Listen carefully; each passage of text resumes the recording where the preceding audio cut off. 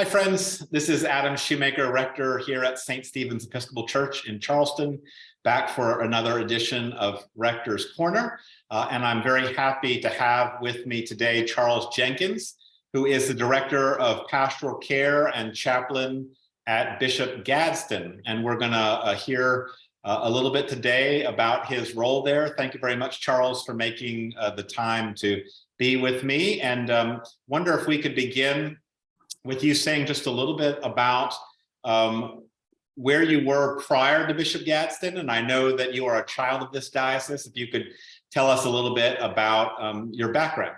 Sure, absolutely. Well, first, thanks so much for having me, Adam. It's an honor and privilege to be here with you and the fine folks of St. Stephen's. But yeah, as Adam said, I'm a child of this diocese. I grew up in Charleston, going to St. John's Episcopal Church on Johns Island, which fortunately has been welcomed back into the diocese the past few months. And so that's been exciting. St. John's sent me to seminary right after college, after serving 2 years as their parish administrator. And due to some situations in the diocese, as we all know, the diocese sort of imploded on itself, and I parked my ordination for about 10 years.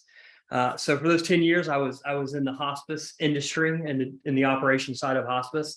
But God's call is persistent, as I think most of us can attest to. And during a time in my career where it was time to either make a change or make a move, God's voice was clear all of a sudden again. It never went away, but sometimes God's voice comes and goes, but never fully subsides. So with the help of Callie Walpole, was at Grace Church Cathedral, now St. John's, I sort of rediscerned a call to go back to seminary for a year.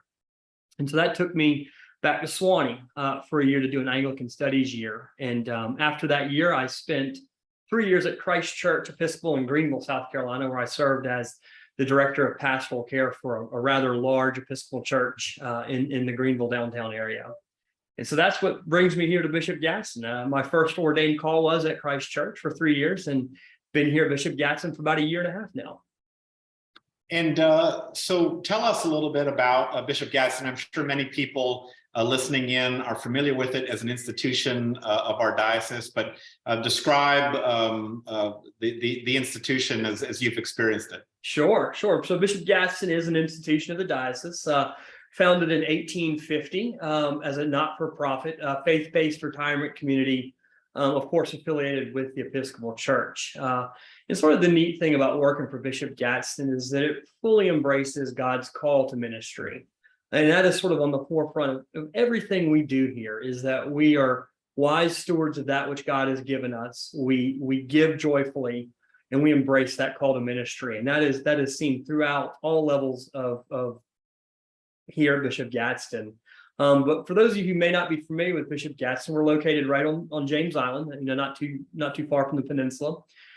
We currently have just over 500 residents in all levels of care, ranging from independent living, those folks living in apartments and cottages, to assisted living, memory care, to full skilled nursing. And again, we're over here on James Island in the midst of sprawling marsh grasses and live oaks. It's a beautiful campus. If you haven't visited, I encourage you to come on over.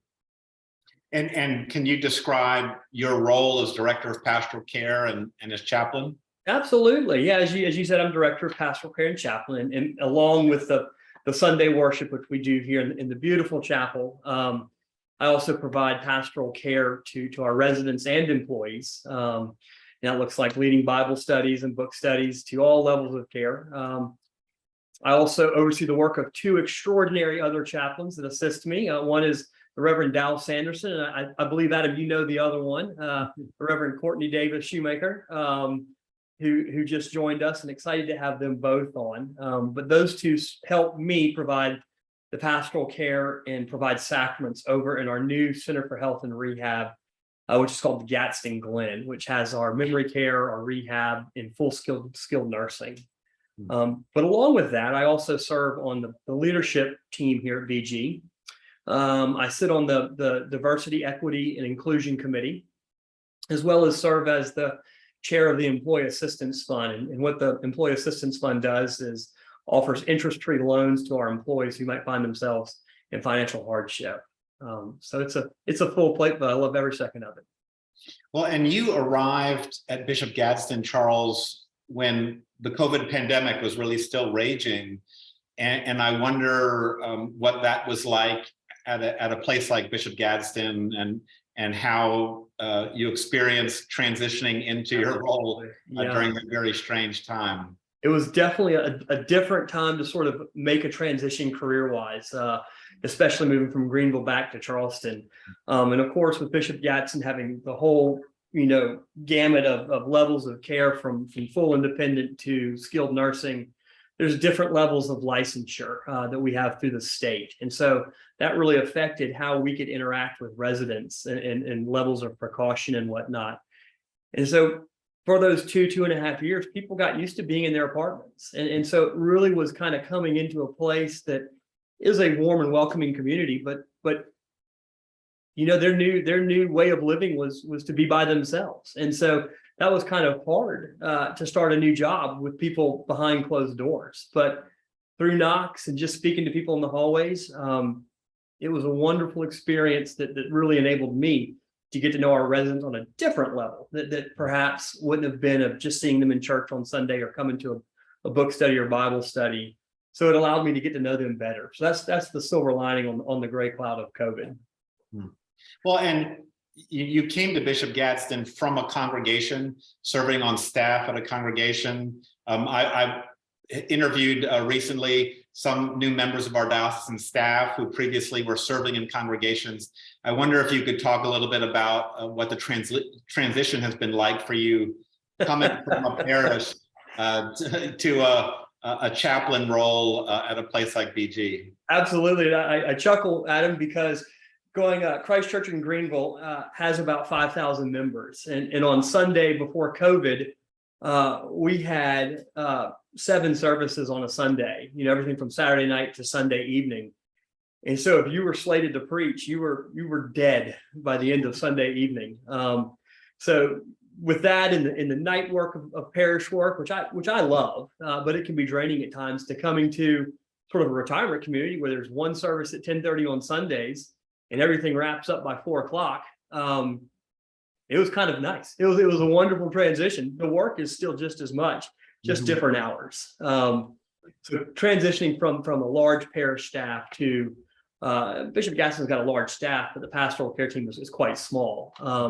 Was a change, and it kind of I had to recondition myself to, I didn't have a director of communications or this, that, or the other. So we do a lot of the work here ourselves, and that was definitely a change and transition. But I have loved every second of it. Well, and Charles, we are just finishing up our bicentennial year here at St. Stephen's. I think we have thoroughly celebrated our 200th anniversary, and we had a number of historical events. But one piece of our history that I'm not sure everybody in our congregation knows is that St. Stephen's does have a connection to the founding of Bishop Gadsden. And I wonder, Charles, if you could talk to us a little bit about that. Absolutely. Well, that's a great question to talk about, because we have a wonderful, rich shared history together. And that dates back to 1850, when Bishop Christopher Gadsden and then the priest in charge at St. Stephen's, who was the Reverend Thomas DuPont, held a service of Thanksgiving at St. Stephen's on the Tuesday of Holy Week, way back in 1850, where the Episcopal Church Home for Widows and Orphans was established. And from the notes I read of Bill Trawick, who was the longtime serving CEO here at Bishop Gadsden and member of Grace Church Cathedral, that was a well-attended service, and so many people from St. Michael, St. Philip's, St. Stephen's, back when all these churches worked together. I hate to say that, but they came together, and St. Stephen's sort of offered the house of worship to start this rich ministry that still exists today. And again, I understand that it was a well-attended service that ended with a procession to 55 Lawrence Street, which is right down the street from you guys, where that home was dedicated and blessed to be used as a ministry to orphans and widows, and specifically widows of clergy who had passed, but it was open to all widows. But there was sort of a need in the diocese at that point look after the widows of those clergy who had gone before. So fast forward through a rich history of what I guess is now, I guess it's about 171 years. So a good part of y'all's 200 years. And here we are now at what was once the Episcopal Church home for widows and orphans to what has now become Bishop Gadsden here on James Island, where we still live into that legacy of ministry that started that many years ago back at St. Stephen's on Anson Street in Holy Week of 1850. And that's such a wonderful history that I don't think many people know about. And it's one that we value and cherish here at Bishop Gadsden. And we hope to be able to, and Adam, I hope to have a conversation with you about this in the new year, is to have a Founders Day celebration Eucharist at St. Stephen's to sort of, keep that relationship and those ties together and to value and hold each other up in ministry as we continue to do God's work. Oh, that would be wonderful, Charles. And it is inspiring to see how an idea can evolve over time, and a ministry can begin and continue to bear fruit so many years later. And it really is remarkable work that you are part of, and that so many Episcopalians are part of across the diocese. And that really leads me to my final question for you, and that is how we at St. Stephen's, we in the wider diocese, can be supportive of you and your work at Bishop Gadsden. Well, I love any form of support that we can get through prayer and friendship and sort of fellowship. And people over here at Bishop Gadsden, sorry, my dog is playing with a squeak toy. I apologize. My dog gets to come to work with me. No, but we value all of our relationships here in the diocese. And since you guys are so close and we are wide open again, we can have visitors. Come over and get to know some of our residents. We have a lot of people who don't have any family left. And so the broader community that comes in can be a wonderful support system to these people who just want to talk.